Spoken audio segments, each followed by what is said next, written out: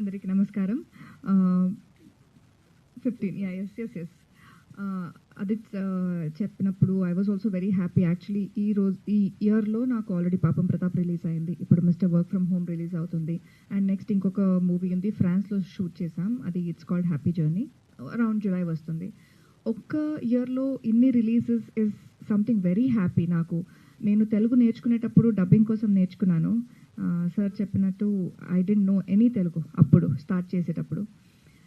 But అది చాలా పర్సనల్గా మారింది. తర్వాత చాలా పర్సనల్ రీజన్తో, పర్సనల్ కనెక్ట్తో నేను నేర్చుకున్నాను. ఇప్పుడు చాలా ఐ థింక్ తెలుగు అమ్మాయి అయిపోయాను.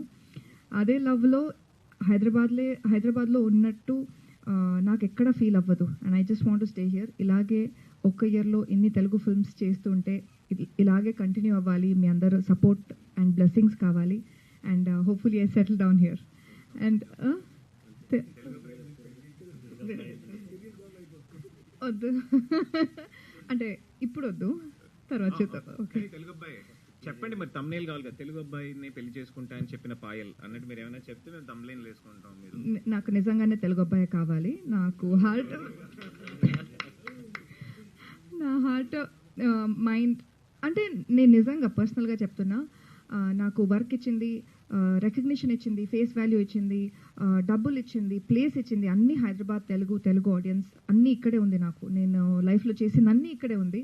So there is no way I can leave Hyderabad or Telugu. And Mister work from home was one of the very early projects నేను సైన్ చేసింది. అప్పుడు నాకు బాడీ ఆఫ్ వర్క్ లేదు, ముందు ఏ ప్రాజెక్ట్ చేయలేదు.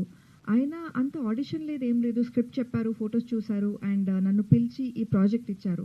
So thank you so much sir, director and producer అప్పుడు, for trusting me.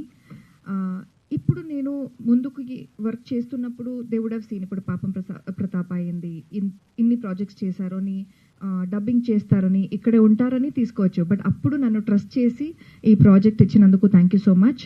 And May 15th release అవుతుంది.